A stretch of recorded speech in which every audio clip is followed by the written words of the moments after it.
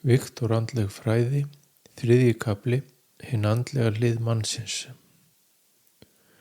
Þegar einstaklingurinn byrjar að vakna til meðvitundar sjálfan sig og umhverfi sitt, óttinn hluti af lífinu í einhverri mynd. Mikill innri ótti skapar þjáningu og vanlíðan, hvort sem hún andleg eða líkamleg. Þegar hér komið við sögu viðkomandi kærleiksríkur eða óttasleginn á víxl. Það innri barátta sem á sér stað hjá flestum.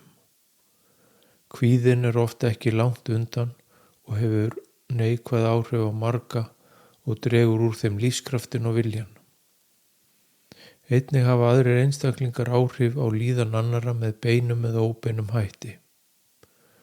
Margir háðir skoðunum annarra á lífi sínu og gjörðum og láta þar með aðra stjórna því. Margir reiðir og hatursfullur út í náungan fyrir misgjörðir fortíðar.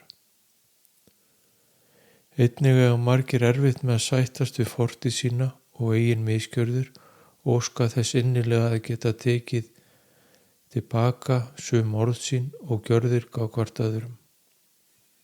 Fortíðin veldur mörgum skömm og leiða á meðan framtíðin veldur oft á tíðum kvíða og ótta. Erfitt getur reynst að lifa í augnablikinu þar sem hugurinn á sífelldri hreyfingu í fortíð og eða framtíð. Margir uppfullir af áhyggjum og ótta af afkomu sinni og heilsu. Óttinn birtist fólki á ólíkan hátt og hann mikill blekkingarmeistari sem getur blekkt fólk aftur og skapa fólki verulega þjáningu. Upplag egósins meðal annars ótti og það til þess að einstaklingurinn lifi í ótta í einhverju mynd því óttinn skapar síðan hugsanir sem síðan aftur næra egóið og þá viðhelst þessi hringrás þar til einstaklingurinn vakna til meðvitundar og grípur í taumana og stöðvar hana. Það misjafnt hvernig óttinn birtist hverjum og einum, hvort sem það kvíði, hroki, þrjóska, græðgi, óþolinmæði og eða afbrýðisemi. Óttinn á sér margar birtingamyndir og það misjafnt hvernig hann birtist hverjum og einum. Óttinn eðlilegur hluti mannsins og hluti af varnarkerfi hans og hann fyrir hættum og ógöngum sem á veginum verða.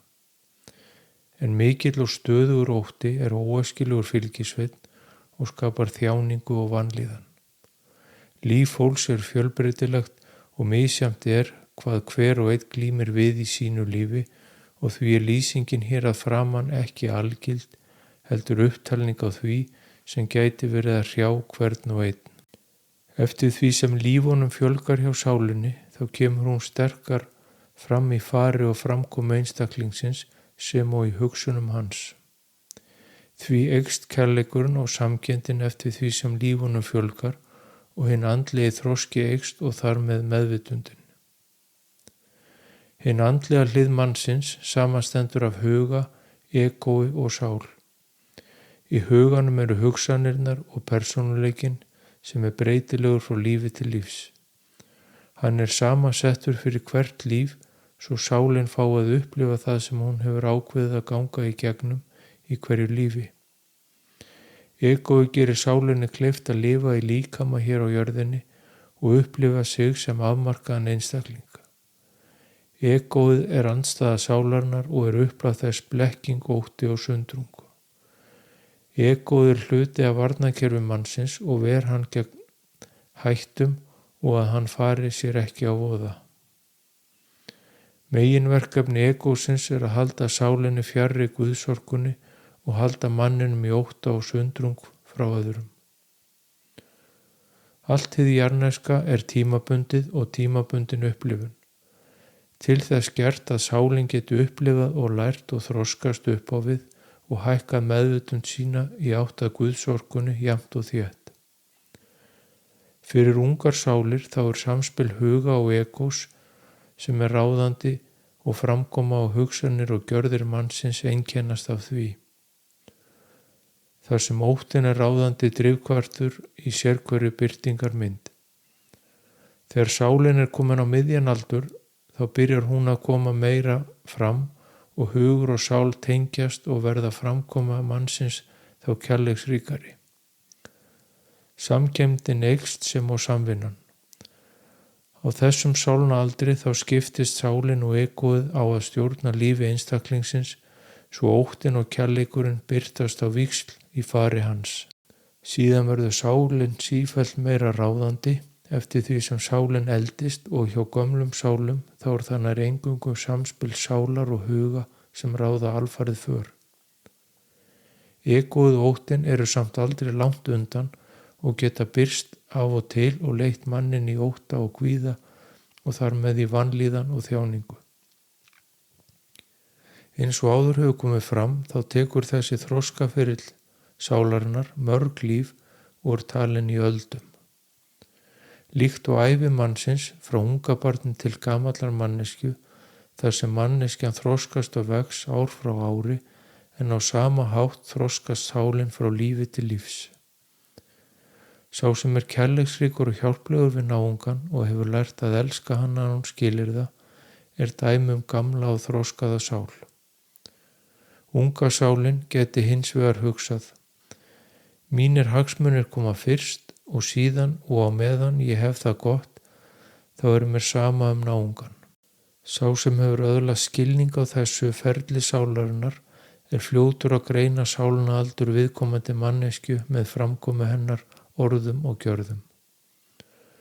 Upplag Guðsorkunar sannleikur alls sem kærleikur alls sem og hún eining alls sem Æðsta markmið sálarinnar hér á jörðinni að tengjast og komast í takt við Guðsorkuna og þegar meðvitundin hækkar í aukinn kærleika þá kemst sálin nær þessu markmiði jafnt og þétt.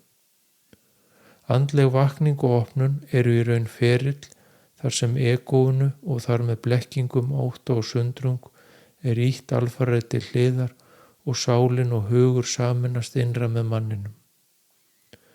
Þá hættir þessi víxlverkun sálar og egós með huganum og sálin tekur endanlega yfir.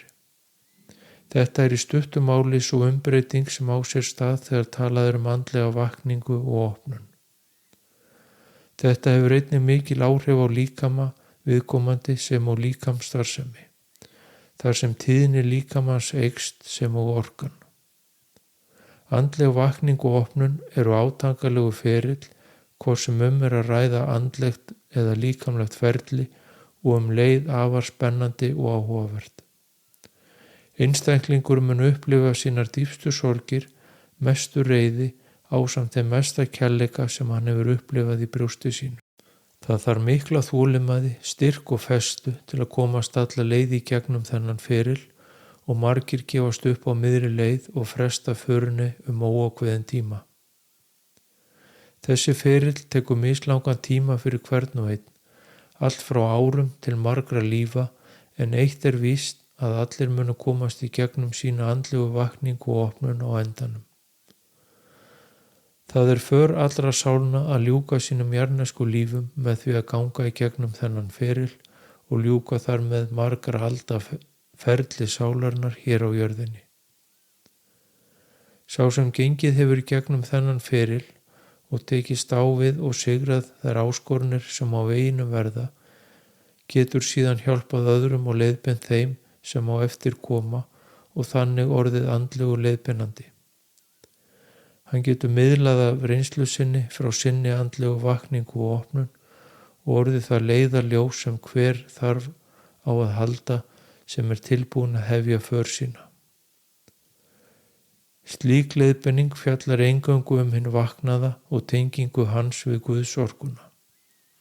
Að hjálpa honum að frelsa sálu sína undan egóinu og hinnu egóíska huga. Að losa viðkomandi undan þeim ótta sem egóinu fylgir og undan þeim þjáningum og vanlíðan sem það skapar hverjum og einum. Sá sem lýkur sínu ferli hefur þar með lokið sínum jarðnesku lífum og þeim skóla sem hið jarðneska líf fyrir sálina. Segja má að andleg vakning sé lokaverkefnið í þeim skóla og þetta því æðsta markmið hverrar sálar sem lifir hér á jörð.